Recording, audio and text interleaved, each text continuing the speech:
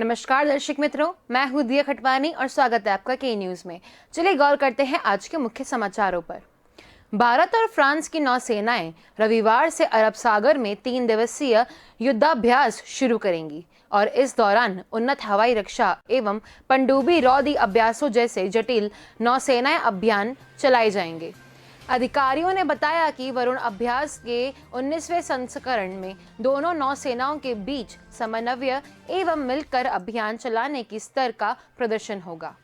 उन्होंने बताया कि भारतीय नौसेना निर्देशित मिसाइल बेधक विध्वंसक, कोलकाता निर्देशित मिसाइल फ्रिगेट, तरकश और तलवार, बेड़ा, सहायक पोत दीपक, कलवरी श्रेणी की एक पनडुब्बी और लंबी दूरी के P-8 आई समुद्री गश्ती विमान का एक बड़ा तैनात करेगी।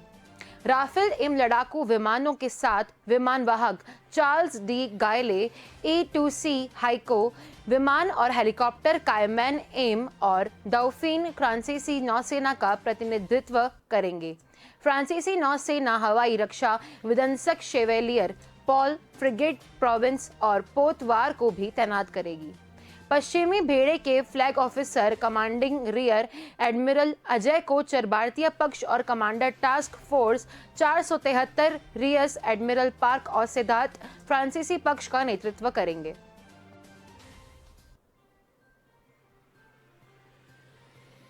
कोरोना की दूसरी लहर और सरकार बंदिताजामी से पूरा देश करा रहा है। हर तरफ हाहाकार है और नेगेटिविटी खबरें ही सुनने को मिल रही है। लेकिन संकट की इस घड़ी में कुछ संस्थाएं बिना किसी हानि लाभ के लोगों की मदद में जुटी है।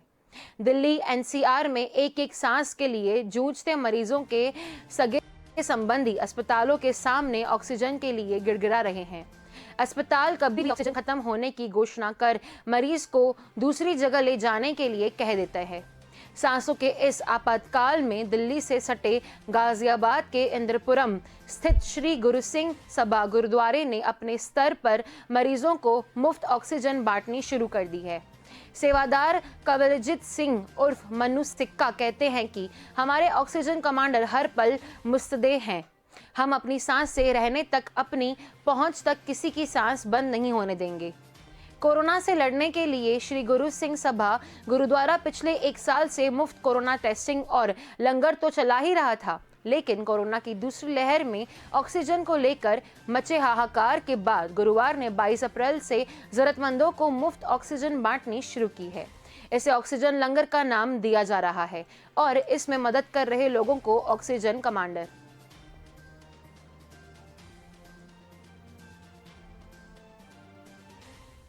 देश में कोरोना को लेकर हो रही रिकॉर्ड तोड़ बटोरी और अस्पतालों में ऑक्सीजन की भारी कमी की वजह से बड़ी संख्या में लोगों के मारे जाने से विपक्ष केंद्र पर लगातार हमला बोल रहा है।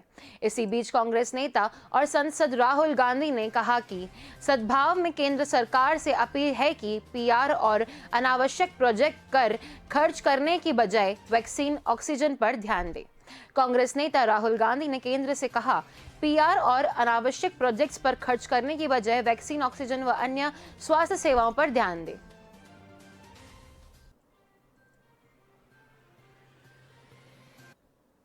भारत कोरोना वायरस की दूसरी लहर से जूझ रहा है। यहाँ हर दिन हालात भयावह होते जा रहे हैं। दिल्ली समेत देश भर के कई राज्य में मेडिकल ऑक्सीजन बेड, दवाओं की कमी से कोविड-19 संक्रमित मरीजों की बड़ी संख्या में जान जा रही है। ऐसे में महामारी की मार से कमजोर पड़ रहे भारत की मदद के लिए स्वीडन की पर्यावरण कार्यकर्ता ग्रेटा थनबर्ग ने वैश्विक सहयोग की अपील की है। थनबर्ग ने एक ट्वीट में कहा, भारत में जो हालात हैं वह दिल झंझोड़ने रखने वाले हैं। दुनिया भर के देशों को आगे बढ़कर कोरोना वायरस की महालहर का सामना कर रहे भारत की मदद करनी चाहिए।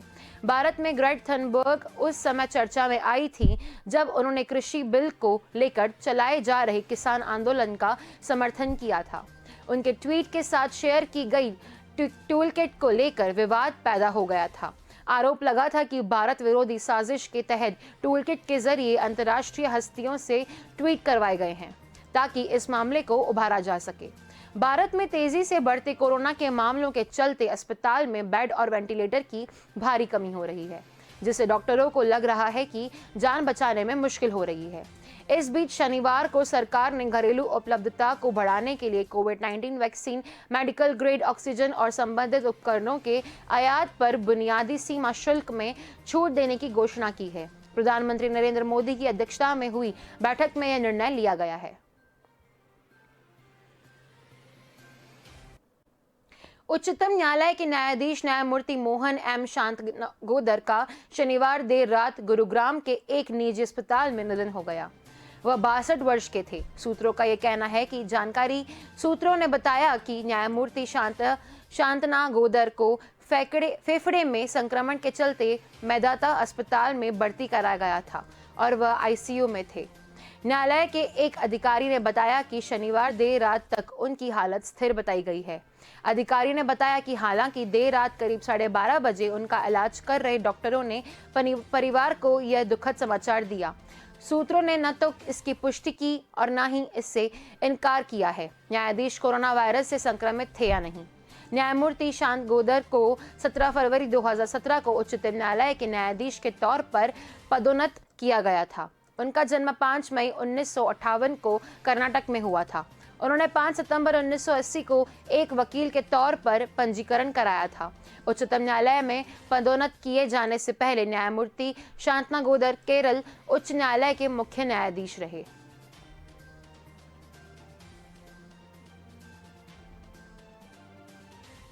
चलिए वक्त हो चला एक छोटे से ब्रेक का। जल्द मिलेंगे इस ब्रेक के बाद।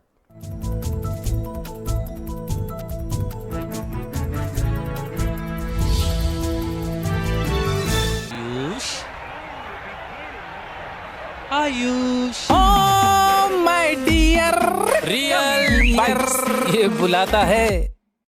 सबकी जुबां पर बस एक ही कहानी, हेल्थ और वेल्थ की है ये निशानी। स्वाद, शुद्धता और भरोसा एक थाल में जिसने परोसा, खुशबू है जिसकी सुहानी, जानी पहचानी वो है रानी सिंह तेल। रानी सिंह तेल और कपासिया तेल, मूल्यवान भरोसा, मूल्यवान तेल। वो है रानी सिंह तेल।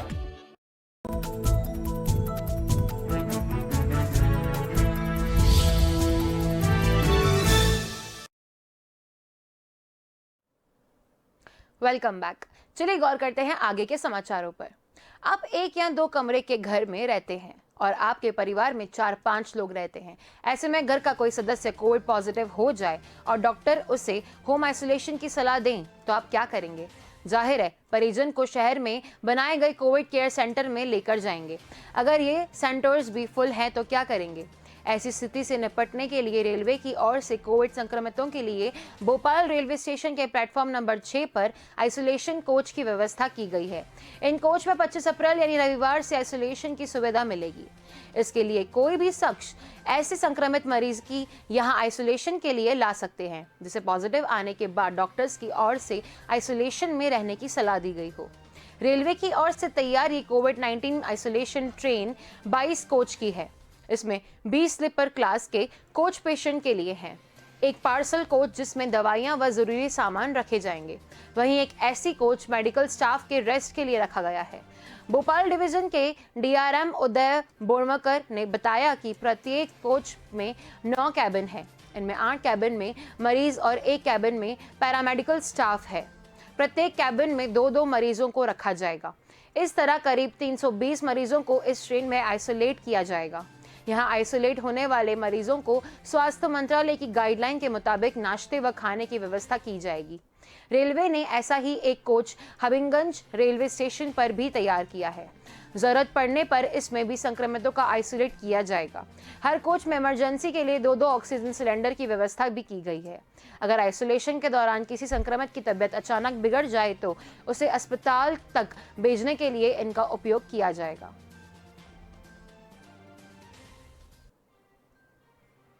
कोविड के भारतीय वेरिएंट की गाज ऑस्ट्रेलिया में रह रहे आशीष कुमार पर गिरी है।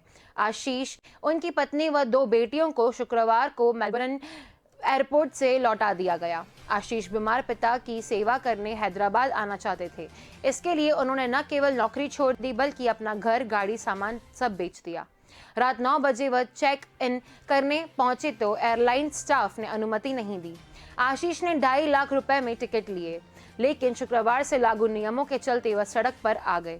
कोरोना संक्रमण रोकने के लिए ऑस्ट्रेलिया ने पिछले साल मार्च से अपने नागरिकों और परमानेंट रेजिडेंट्स को अंतर्राष्ट्रीय यात्राओं पर रोक लगा दी है। हालांकि परिवार में इमरजेंसी होने पर गृह विभाग की अनुमति से जाने की छूट थी। इस बीच भारत में संक्रमण बढ़ा तो ऑस्ट्रेलिया सरकार ने नियम बदल दिए।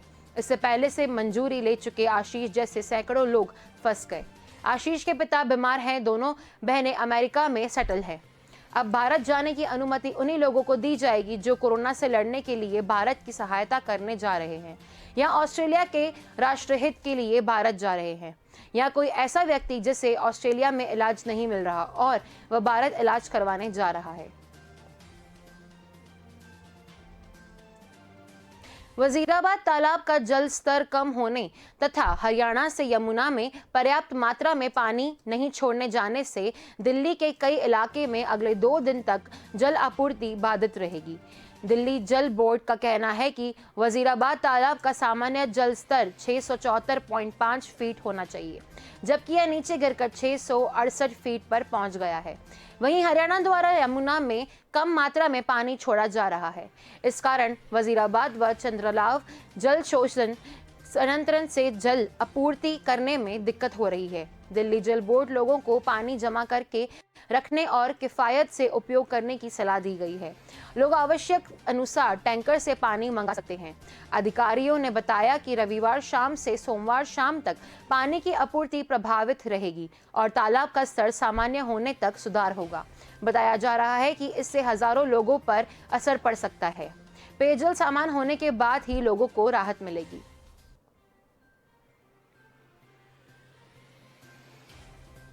सीएम भूपेश बघेल ने केंद्रीय स्वास्थ्य मंत्री हर्षवर्धन को पत्र लिखकर वैक्सीन का न्यूनतम मूल्य तय करने का अनुरोध किया है। सीएम ने कहा कि इससे पूरे देश को समान दरों में वैक्सीन मिल सकेगी और 1 मई से वैक्सीन अभियान शुरू हो सकेगा। सीएम ने कहा कि अतिरिक्त लाभ कमाने के उद्देश्य से सीरम इंस्टीट्यूट द्वारा वैक्सीन की दरों में वृद्धि की गई है। बघेल ने पत्र में उल्लेख किया है कि सरकार द्वारा 18 वर्ष से अधिक आयु के नागरिकों को कोरोना वैक्सीन लगाने का निर्णय स्वागत किया गया है। सीरम इंस्टीट्यूट ने जानकारी दी है कि राज्य सरकारों को 400 रुपए प्रति वैक्सीन तथा निजी अस्पतालों को 600 रुपए प्रति वैक्सीन की दर से आपूर्ति की जाएगी। यह अपेक्षा की जा रही है कि राज्य सरकारें टेंडर अथवा नेगोशिएशन के माध्यम से वैक्सीन खरीदने की कार्यवाही कर रहे हैं। यह गौरतलब है कि अभी तक सीरम इंस्टीट्यूट द्वारा 150 रुपए की दर से वैक्सीन दी जा रही है।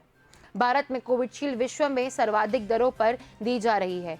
ऐसा प्रतीत होता है कि कोरोना के देश में बढ़ते प्रकोप की स्थिति को देखते हुए ऐसे में यह उचित होगा कि केंद्रीय उपक्रम BPPI के माध्यम से वैक्सीन का न्यूनतम मूल्य तय हो और सभी राज्य आवश्यक अनुसार राशि BPPI को भुगतान कर वैक्सीन प्राप्त करें। सीएम बघेल ने पीएम नरेंद्र मोदी से रायपुर एयरपोर्ट को अंतर्राष्ट्रीय एयरपोर्ट के रूप से अपग्रेड करने का आग्रह किया है। पुराने टर्मिनल को कार्गो हैंडलिंग फैसिलिटी की संपुटारण में शामिल खर्च को वहन करने इस संबंध में बघेल ने पीएम को लिखा है कि पत्र में कहा कि छत्तीसगढ़ देश के सबसे तेजी से बढ़ते राज्यों में से एक रहा है।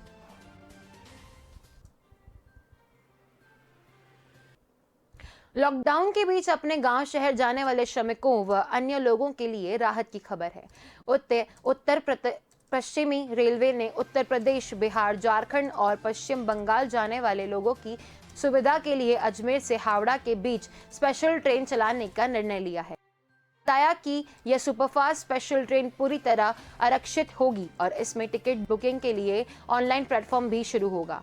उन्होंने बताया कि यूपी, बिहार, बंगाल जाने वाले लोगों की अधिक संख्या को देखते हुए और उनकी सुविधा के लिए रेलवे ने इस ट्रेन को संचालित करने का निर्णय लिया है। चलिए वक्त चला एक छोटे से ब्रेक का, जल्द मिलेंगे इस ब्रेक के बाद।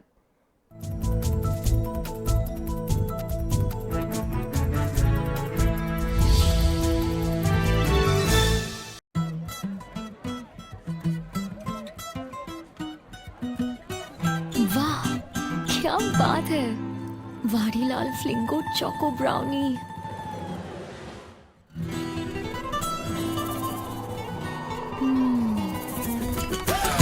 फ्लेवर्स इतने कि हर दिल बोले वाह वाडीलाल।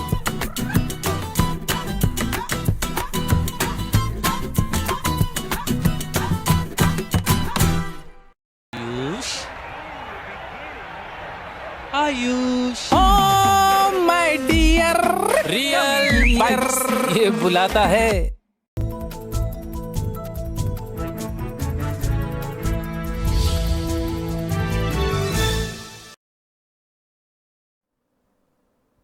Welcome back. चलिए गौर करते हैं आगे के समाचारों पर। अगर आप क्रूज यात्रा के शौकीन हैं तो दुनिया के सबसे बड़े जहाज के पहले यात्रियों में शामिल हो सकते हैं। मार्च 2022 के शंघाई से रवाना होने वाले cruise wonder of the seas के पहले सफर के लिए बुकिंग शुरू हो गई है। रॉयल कैरिबियन इंटरनेशनल ने इसकी पहली तस्वीरें शेयर की है। 2000 से ज्यादा लग्जरी रूम वाले इस जहाज पर 6,988 यात्रा सवारी हो रहे हैं। इसका एक व्यक्ति का किराया 1.5 लाख से लेकर 3.5 लाख रुपए तक का है, जबकि 4 लोगों के फैमिली स्वीट के लिए करीब 27.5 लाख रुपए चुकाने होंगे। इसमें ओपन एयर एक्वा थिएटर के अलावा करीब 2000 पौधों वाले सेंट्रल पार्क भी बना हुआ है। Cruise company royal Caribbean international के मुताबिक यात्री मार्च 2022 से नवंबर 2022 के बीच शंघाई से जापान की पहली राउंड ट्रिप पर जा सकेंगे। 9 रातें और 8 दिन के इस सफर दौरान यह टोक्यो, माउंट फूजी, कुमामोटो, यागोमोटो, इशिकागी और मियाजाकी जैसे पोर्ट से गुजरेगा।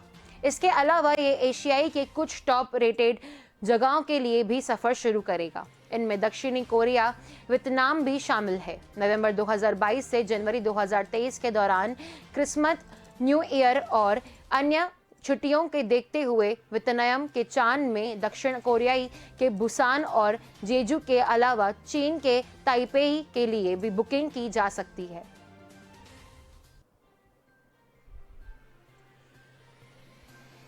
महाराष्ट्र के मुख्यमंत्री उद्धव ठाकरे ने शनिवार को कहा है कि राज्य को 21 से 30 अप्रैल की अवधि में केंद्र की तरफ से रेमडेसिविर की 4.35 लाख वायल प्राप्त की जाए। ठाकरे ने आपूर्ति में वृद्धि करने की राज्य की मांग को स्वीकार करने को लेकर प्रधानमंत्री नरेंद्र मोदी को आभार जताया है। मुख्यमंत्री ने कहा कि वर्तमान आपूर्ति 2.69 लाख वायल थी, जिसे बढ़ाकर 4.35 लाख वायल किया गया है। उन्होंने कहा कि राज्य सरकार को केंद्रीय स्वास्थ्य मंत्रालय से इस बाबत एक पत्र प्राप्त हुआ है।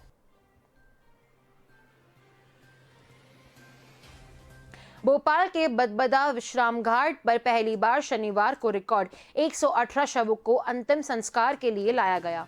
इनमें कोरोना संक्रमितों के 100 शव थे, 18 शव सामान्य थे। कोरोना संक्रमितों के 100 शव में से 66 भोपाल और 34 शव बाहर के थे। सरकार के रिकॉर्ड में शनिवार को भोपाल में सिर्फ 5 मौतें कोरोना से होने दर्ज हुई है। सिर्फ बदबदा विश्राम घाट में शनिवार को जितने शवों का अंतिम संस्कार कोविड प्रोटोकॉल के तहत अंतिम संस्कार किया, उतनी मौतें सरकारी रिकॉर्ड में 15 दिनों में होना दर्ज किया गया है। जबकि इस शमशान में वन विभाग हर रोज 2 से 3 ट्रक लकड़ी उपलब्ध कर रहा है।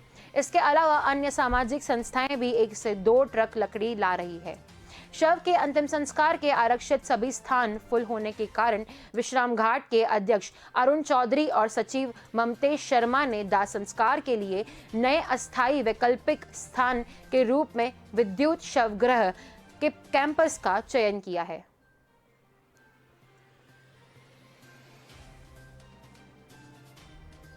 पश्चिमी विक्षोभ के सक्रिय होने से हिमाचल समेत पहाड़ी इलाकों में बर्फीले तूफान आ सकते हैं। इसका असर शहर के तापमान पर भी पड़ेगा। यूपी से होती हुई ठंडी हवाएं शहर की ओर आएंगी, लेकिन बंगाल की खाड़ी में कम दबाव का क्षेत्र कमजोर होने से शहर में नमी सी रहेगी। हालांकि बिहार और झारखंड के बीच एक चक्रवाती या पसिचरण का क्षेत्र बन रहा है। इससे अलग 2 दिन में असर साफ देखने को मिलेगा। रविवार रात से मौसम में बदलाव देखने को मिल सकता है। हल्की बारिश हो सकती है। मौसम विज्ञान केंद्र के वैज्ञानिक डॉक्टर ने AK सिंह ने कहा कि अगले 2 दिन में एक तरफ से ठंडी हवाएं चलने की संभावना है तो दूसरी ओर से नमी आना शुरू हो जाएगी। रविवार को अधिकतम तापमान में तो बहुत अंतर नहीं आएगा, लेकिन सोमवार का न्यूनतम तापमान 2 से 3 डिग्री सेल्सियस तक रहेगा। इससे पहले महाराष्ट्र में कम दबाव से टर्फ लाइन विकसित हो रही है। जिससे शहर में बारिश की आशंका थी, मगर लेकिन लाइन विकसित नहीं हुई। इस कारण शनिवार को बारिश जैसी स्थिति नहीं बनी। अब हल्की बारिश से हो सकती है। बीते 24 घंटे में शहर के अधिकतम तापमान में 101.9 और न्यूनतम तापमान में 1.6 डिग्री सेल्सियस की बढ़ती हुई है। शनिवार को शहर का अधिकतम तापमान 40.4 और न्यूनतम तापमान 22.1 डिग्री दर्ज किया गया है। महाराष्ट्र में पुणे के थेरेंगाव इंडस्ट्रियल इलाके में स्थित एक केमिकल कंपनी ने टैंक में ब्लास्ट के बाद भीषण आग लग गई है। धमाका इतना तेज था कि इसकी आवाज 5 किलोमीटर दूर तक सुनाई दी। फैक्ट्री की दीवार भी हादसे से गिर पड़ी। फैक्ट्री बंद होने के कारण इसमें कोई भी कर्मचारी नहीं था, इसलिए बड़ी दुर्घटना टल गई। एनएमसी के चीफ फायर ऑफिसर किरण गावड़े के अनुसार पद्यामी पेपर मिल के बगल में एक छोटी केमिकल कंपनी है। इस रसायनिक कंपनी में मैग्नीशियम पाउडर के टैंक में विस्फोट हुआ है। फिलहाल फैक्ट्री में लगी आग पर काबू पाने के लिए काम चल रहा है। अच्छी बात है कि यहाँ कोई जानहानि नहीं हुई है। मौके पर दमकल की 5 गाड़ियां आग बुझाने के लिए पहुंची हुई थी।